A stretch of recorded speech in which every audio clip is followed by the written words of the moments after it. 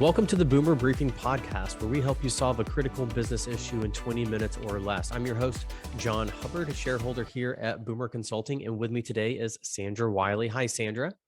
Hey, John, how are you doing today? I'm doing well. It's always a pleasure to have you on the podcast, and we have a big topic for a small amount of time here, and that is change leadership, with the focus on opportunities and not fear. So, we don't need to tell anyone that's listening how much change has happened over the last 18 months, 24 months. And leaders in firms are now finding themselves maybe needing to lead in different ways. And one of those ways is being able to help their team focus on the opportunities and be confident in the future and not focus too much on the unknown or fear. So, my first question to you, Sandra, is define change leadership for us. You know, when I think about change leadership, what most people think about is change management. How do I manage the change that's going on? We've got blended work, we've got economic recovery, we've got DEI, we've got safety in the workplace, all that stuff. And you're right. Everybody knows that all that's going on. And what they want to do is manage it. What I would tell you is I don't believe we can manage the change. I think we can lead through the change if you do it well. And that means we have to get out of our comfort zone, because I think when we think about managing change, it's taking all that change and managing it within the parameters of the way our firm has always been. I don't believe that. I believe what we have to do is change the firm. There's so many things happening, but we have to lead through that change. We have to be strong, and we have to stand up, and we have to be transparent and vulnerable about, look, we know some things, we don't know some things, but we are going to get through this together. We are going to make this happen together. So I think it's all about setting the tone for your firm and you being the leader that is going to help them lead through that change. And it's okay, and making people feel like it's okay. We're going to get through this just fine. So I think that's what I think about when I think about change leadership. And Sandra, I know you just presented on this topic at an industry conference, and in the title of the presentation, you left management in there, but it was crossed out, and then it said leadership afterwards. And I think that's a real important point you just made, and also in that presentation of don't mistake change leadership for change management. Would you say it's fair, or would you say it's fair to say that change management might be more reactive and change leadership might be more proactive? I absolutely believe that. And you and I have talked about, and I know people who have listened to our podcast before have heard about us talking about a growth mindset. And I believe that change leadership is a growth mindset function. And so if we can keep that mindset going forward, and we can be proactive in what we're doing, I think that our firms will be super strong after this whole thing's over with, right? And by the way, I say that and I kind of laugh, because yes, this is one challenge our firms have had, and it's been a big one. But the reality is that in a year or 2 years or 3 years, it's going to be another one. There's going to be more. There's going to be more change going on, and there's going to be more things going on that we have to deal with. That's leadership. And we should kind of welcome that and embrace it and not be scared of it. And if you go into leadership or any leadership position and you think things are going to calm down and be more normalized, well, probably not. Mm-hmm. I mean, we've both been around long enough to know that life changes all the time, and we have to get positive about leading through that. But I think that the hard thing about this whole change leadership deal is getting out of our comfort zone, because what we feel comfortable with is this little tiny pod, right? And how we handle how we work, and how we handle the processes that we're in, and how we handle technology. And we get real comfortable with that. And it's just kind of like, okay, that's my blankie, and I feel good about that. But where real magic happens, where the firms that are the best of the best firms, and those that are doing amazing things, they're outside of the comfort zone. They're doing things that are pushing them a little bit and making them feel a little bit yucky, right? And a little bit uncomfortable. those are the ones where magic happens. So if you're feeling really comfortable right now and you're feeling like, hey, we've got a handle on this, then it's time to push yourself a little bit more. So Yep. I think that's a big part of leadership. Yes, no, and that's really good, Sandra.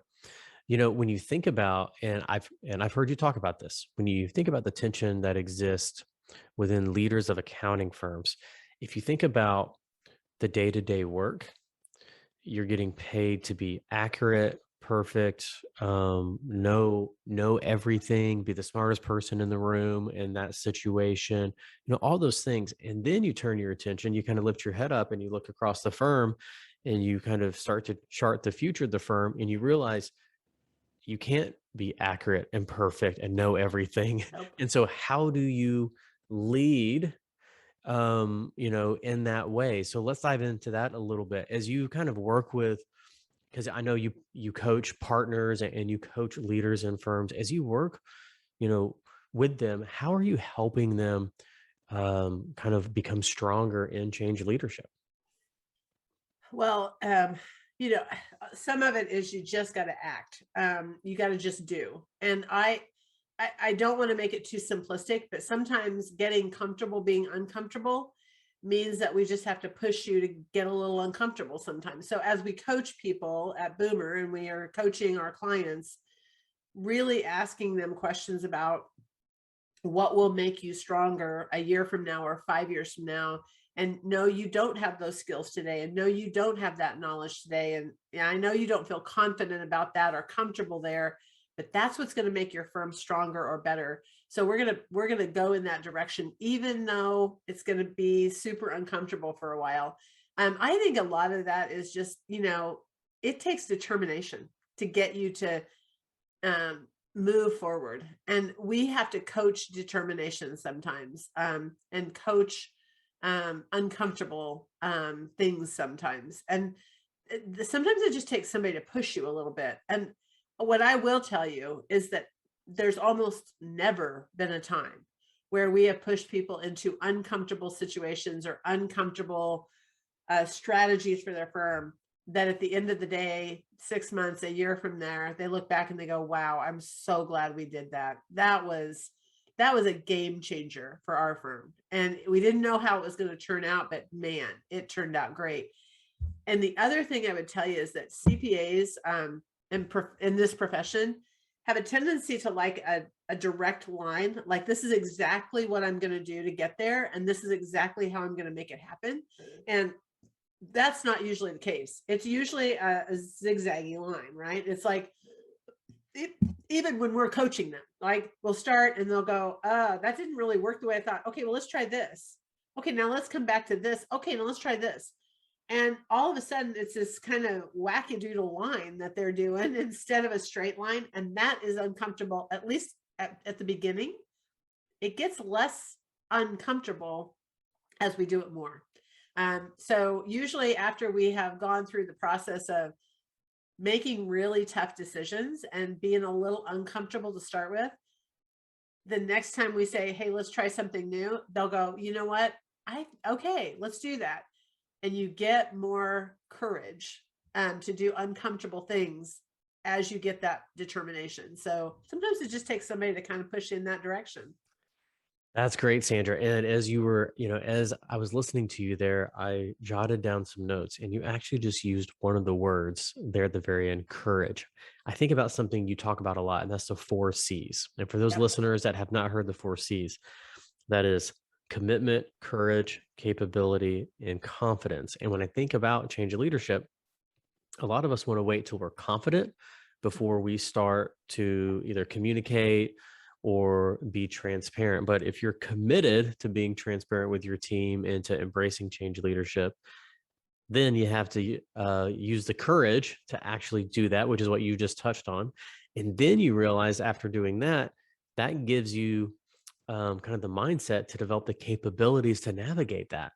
Yep. And then you end up with confidence. And so confidence is a result. It's not something we wait for to take action. Would you agree with that? I completely agree with that. And that for me, that was that mind blown kind of moment when I heard that the first time, because I always thought, well, I need the confidence to do something. Confidence is the outcome. right? Of just doing. And I never thought about it like that before. But once I did, I was like, okay, that changes my mindset about how I do things. So yeah, absolutely. That's spot on for what change leadership is all about. So, Yep. Okay. yep. Awesome. So as we round out our conversation here, Sandra, maybe we have a managing partner listening, maybe we have some partners listening, or even just, anyone else in the firm that considers themselves a leader, because we all are, and is looking to maybe lead their team or those that they influence a little bit better. What's your kind of recommendation for them as a next step? The very first thing I would tell you, and I think a lot of people hear me talk about team building and collaboration. Today, I would tell you, this is about co-elevation.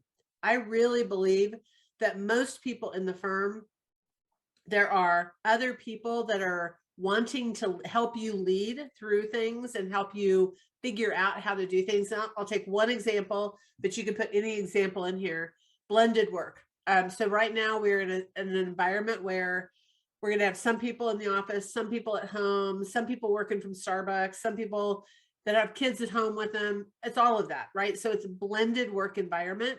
And as leaders, partners, you might be sitting there going, I have no idea. How are we going to teach them and train them? How are we going to manage the work that's going through? How are we going to, and the how are we going to goes on and on and on. Stop trying to do it yourself. Co-elevate with some other people in your firm. You and I do that all the time. When we're working on a topic and we're trying to figure something out, you'll throw out an idea and I'll throw out an idea. And pretty soon the ideas get blended together and you can almost see them bubble over the top and you'll go, oh my gosh, that together, that was a great idea. But one of us alone would never have come up with it on our own. So co-elevate, everybody. I think that's the main thing you can do to be a real change leader in your firm. Excellent. Excellent note to end on, Sandra. Thank you. So that concludes this episode of the podcast. As always, Sandra, thank you for being on this episode.